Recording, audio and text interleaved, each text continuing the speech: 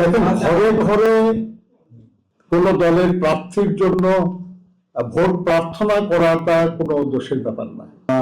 জাতীয় পরিচয়পত্র সেগুলো সংগ্রহ করা হচ্ছে, সেখানে দুশ্চিন্তার কারণ থাকতে পারে যে সেটার প্রয়োজনটা কি, উদ্দেশ্যটা কি।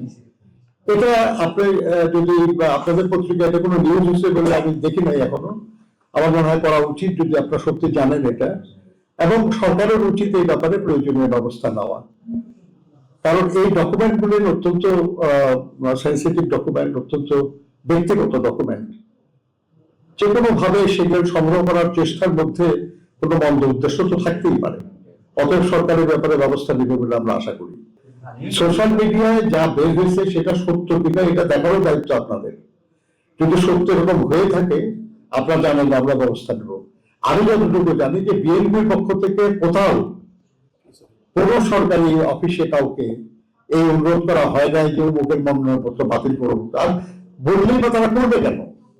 তাদের তো করার কথা না, এটা তারা তো সরকারি কর্মকর্তা, তারা তো কোনো আমার দলের করবে না তারা।